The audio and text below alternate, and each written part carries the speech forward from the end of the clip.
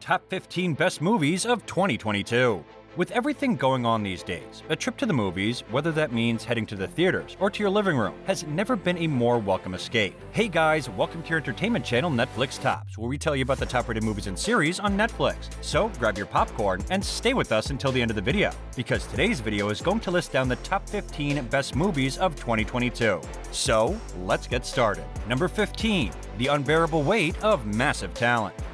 Nicolas Cage is Nick Cage in Tom Gormican's hilarious action comedy. Pedro Pascal charms as a Cage superfan who offers his favorite actor $1 million for a birthday party appearance. Tiffany Haddish and Ike Barinholtz co-star as CIA agents convince Cage's new friend has criminal ties. The Unbearable Weight of Massive Talent is in fact light and fluffy. So light you might forget all about it as soon as the credits roll. It's a lot of bromatic fun though. Number 14. Scream. Radio Silence's new comic thriller accomplishes the considerable feat of delivering a worthy sequel for long-term fans and renewing the series for a new generation. It's easy to wish this Scream was scarier. Wes Craven's terrorizing touch is missed. It's entertaining, funny, and exciting for sure. Fans showed up to the theater, and a sixth installment was fast-tracked for a March 2023 release. Number 13. Turning Red. Pixar tackles puberty with signature wit and invention in Oscar-winning director Dami Shi's exuberant family comedy about a Chinese-Canadian teen who inherits a furry curse. The script and characters are a little simplistic, but Turning Red's visual storytelling is often hilarious, sometimes breathtaking. Stories about parents and children, traditions and expectations will always be in fashion. Turning Red feels uncommonly fresh. Number 12. RRR. The R stand for Rise, Roar, Revolt, and international audiences have certainly risen and roared in response to this crossover hit of South Indian cinema, now streaming on Netflix. An epic buddy action musical that's sort of about real-life Indian revolutionaries and their struggle with the Raj. RRR is funny, bloody, and kinetic, with a touching bromance between stars N.T. Ramarao Jr. and Ram Karan. The VFX are outlandish, but remarkably detailed and eye-popping. The film is genuinely spectacular for 187 minutes. Number 11. Dog. There are some cases where a movie practically markets itself. Here's Channing Tatum and a German Shepherd. The actor makes his co-directing debut alongside Reed Caroline in a dramedy about an army ranger who inherits his fallen friend's troubled dog Lulu. There's a clash of grim and broadly funny tones here and there, but mostly, Dog is engaging, nuts-and-bolts entertainment that's easy to ride along with. Number 10. The Northman. Robert Eggers follows up influential art house crossover hits The Vivek and The Lighthouse with a stab at a big-budget filmmaking that retains its signature stamp. Alexander Skarsgård, Nicole Kidman, and Ethan Hawke star in a graphically violent, relentless epic about a Viking seeking bloody vengeance. Some of dazzling, borderline experimental, The Northman feels stagey, not as seamless as Eggers' first two pictures, but that doesn't diminish the fan-favorite Archer status as one of the most exciting filmmakers of modern times. Number 9. The Lost City. Sandra Bullock and Channing Tatum are as delightful together as you'd expect in Aaron and Adam Nee's adventure comedy romance about a reclusive romance novelist who's kidnapped by an outlandish billionaire.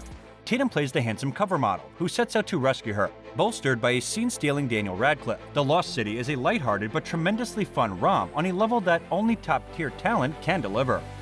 Number 8. Hustle. Adam Sandler has once again struck gold for Netflix. In fact, this is the best Netflix movie ever. In We the Animals director Jeremiah Zager's sports-like Hustle, Sandler plays NBA talent scout Stan Sugarman, who's risking his reputation and career for a Spanish recruit he believes in. With a quiet determination and subtle deeper humor than you might expect, Sandler plays maybe his most sympathetic character ever, a 180 from his Titanic turn as the Angel of Death in Uncut Gems. Number 7. Fire Island. Pride and Prejudice leans into pride in Spa Night and drives away director Andrew Ahn's magnificent rom-com, written by star Joel Kim Booster, that loosely adapts Jane Austen for gay mecca. Pride and Prejudice didn't have orgies or drug use, but Fire Island perfectly modernizes Austen's assertions about the arbitrariness of class and classism and the power of family bonds. Margaret Chow and SNL's Bowen Yang co-star. The characters in Fire Island talk like real people, and there are some mighty one-liners. An Academy Award nomination for screenwriting would be well-deserved here. Number 6. The Batman. After years of positive and negative hype, postponements and rumors, was The Batman actually good? Yes, it's pretty great actually. A sprawling 3-hour that feels its length, but is never less than fully absorbing.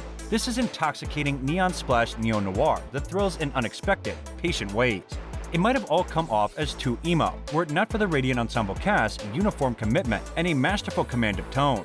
Batman is more Blade Runner than Batman Begins, but this is a damn good, consistently surprising filmmaking, and it all works. This is a movie of startling excellence across the board, but the single most striking element is Michael Giacchino's thunderous, chameleonic, and jazzy score. It's arguably a new career high for an Oscar-winning up composer. Number 5. Everything Everywhere All at Once. Daniel Schwartz and Kwan's fantasy dramedy stars Michelle Yeoh as a laundromat owner propelled through a midlife crisis by a trip through the multiverse. Everything Elsewhere All at Once is undeniably the breakout indie of 2022 and recently became A24's highest-grossing earner ever. Oscar nods seem likely. Living up to its name, Everything Everywhere All at Once runs nearly 2.5 hours, and it feels like there's a stronger 115-minute movie in here, but the wow factor is a high throughout. Number 4. Elvis. Stylized within an inch of its life, sometimes positively pulsing with anachronistic hip-hop beats, Baz Luhrmann's best since the mighty Moulin Rouge. Does everything it must, honoring pop music's pioneers for a modern audience. Like the Australian Arter's 2001 Oscar winner, Elvis is so opulent and kinetic, it would be chaos if it weren't for fine performances and heart, and there's much of that. Sure, it's a biopic in a sequin cape, but the methodical spectacle and earnest melodrama make it feel timeless. A lively Tom Hanks chews the scenery as famous manager Colonel Tom Parker, likely his least sympathetic character ever. Ultimately, this is Austin Butler's show, and oh, what a show! A Star is Born. Number 3. Top Gun Maverick.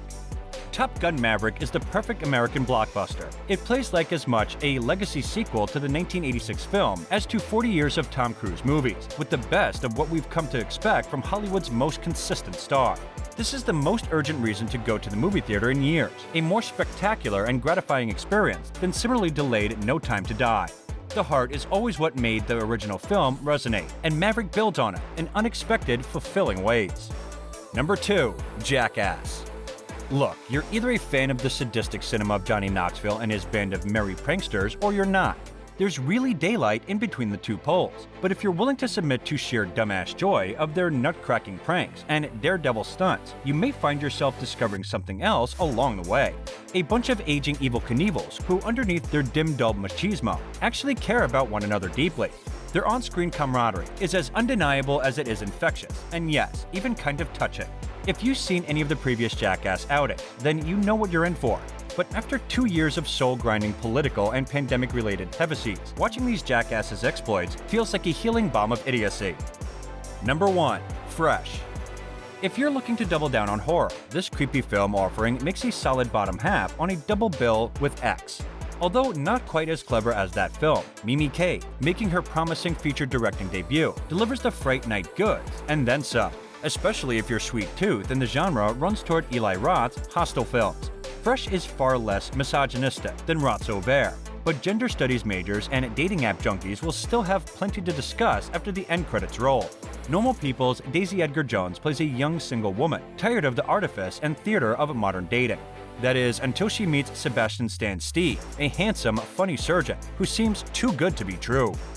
And this brings us to the end of the video. What are your thoughts on today's video? Share with us in the comments below. Don't forget to like this video and subscribe to our channel for amazing movie reviews coming your way. And thank you for watching.